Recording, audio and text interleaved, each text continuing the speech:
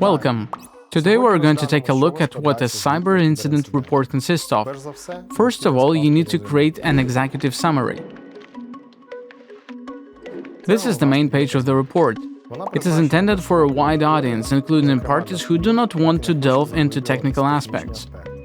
This section should provide the reader with certain information, namely, unique incident identifier. This is a unique code assigned to each incident or event for unambiguous identification and tracking. This identifier can be numeric, alphanumeric, or any other format that allows you to separate one incident from another.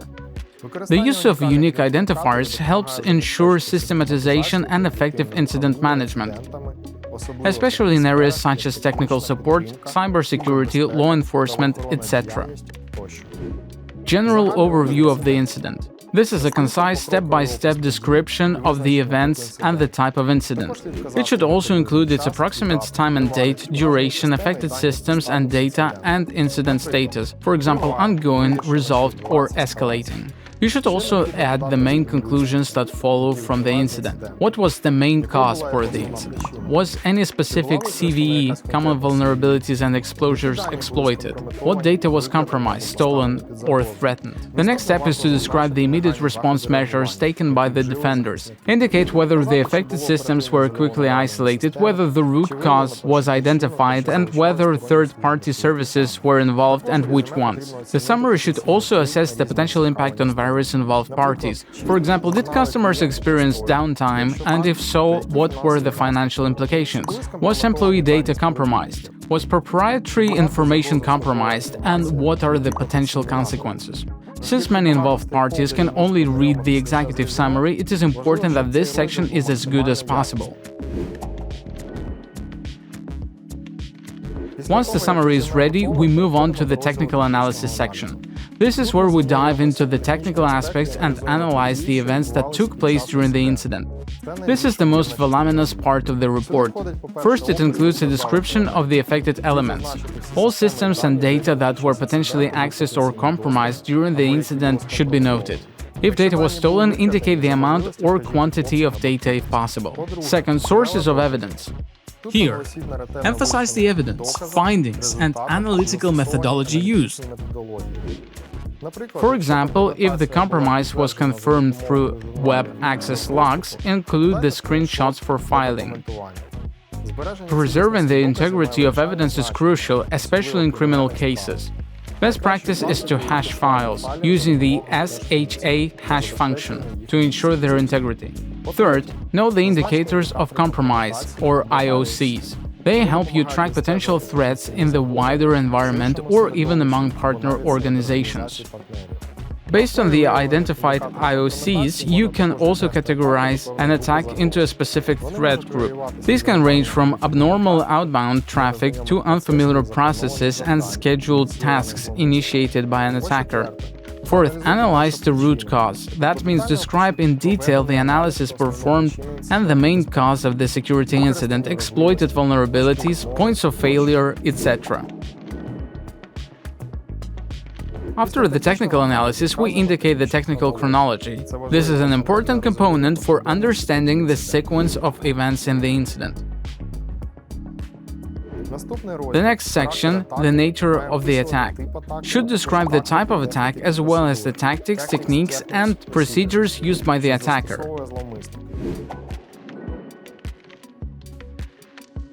The impact analysis section includes an assessment of the negative impact of the incident on the organization's data, operations, and reputation. This analysis aims to quantify and qualify the extent of the damage caused by the incident, as well as to determine which systems, processes, or data sets were compromised. It also assesses the potential impact on the business, such as financial losses, regulatory files, and reputational damage. The response and recovery analysis section should describe the specific actions taken to contain the security incident, eliminate the threat, and restore normal operations. This section serves as a chronological account of the measures taken to mitigate the consequences and prevent similar incidents from occurring in the future. Next, move on to the section on immediate response measures. Here you should describe the access revocation procedure and containment strategy. The revocation of access should include a detailed report on how the compromised accounts or systems were discovered, including a list of tools and techniques used. The report should include the exact time when the unauthorized access was detected and reversed. Describe the revocation methods, explaining the technical methods used to revoke access, such as an account disconnection, permissions, or firewall rules change. Finally, evaluate the impact. That is, what did the access revocation immediately accomplish, including preventing data leakage or further compromise of the system. Containment strategy should include a description of short-term containment, that means immediate actions aimed at isolating the affected systems from the network to prevent lateral movement of the threat actor. Long-term deterrence should also be described. These are strategic measures such as segmentation of the network or implementation of a zero-trust architecture aimed at long-term isolation of the affected systems. Evaluate the effectiveness of containment strategies in limiting the impact of the incident. The next section of the report is remedial measures. This includes removing the malware and patching the system. Here, you should describe detailed procedures for identifying the malware or malicious code, including the use of EDR, endpoint detection and response, tools, or forensic analysis. Describe removal methods, specific tools or manual methods used to remove the malware. Include the steps taken to ensure that the malware was completely removed. To do this, perform a checksum check or heuristic analysis, for example. A vulnerability was discovered during the patching process, so describe it. Include any CVE identifiers if applicable. Provide a detailed account of the patching process, including testing, deployment, and verification steps. Describe the steps to revert the patch if it causes system instability or other issues.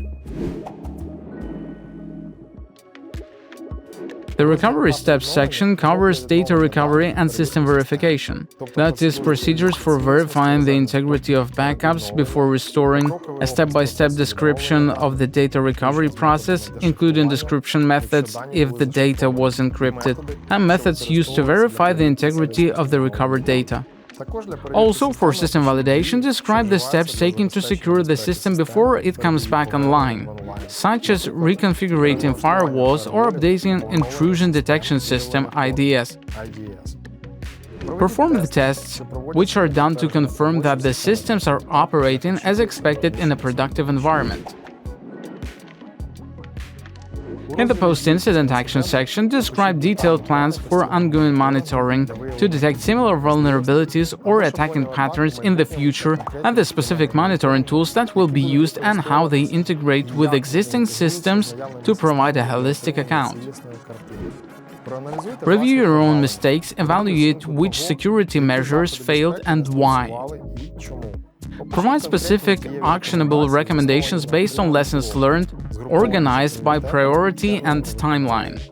Consider a future strategy, long-term changes in policy, architecture, or staff training to prevent similar incidents.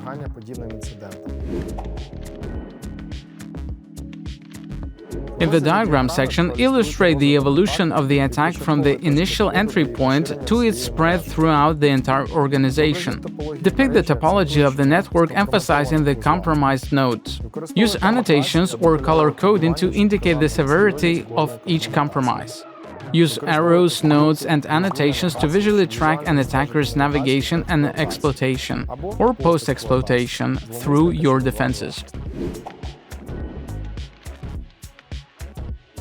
The final section, the appendices, typically includes material that provides additional context, evidence, or technical details that are critical to a comprehensive understanding of the incident, its impact, and the response.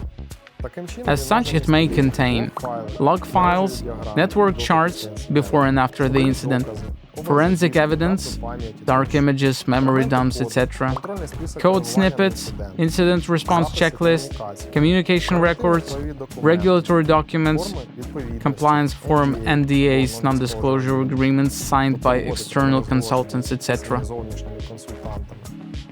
glossary and abbreviations.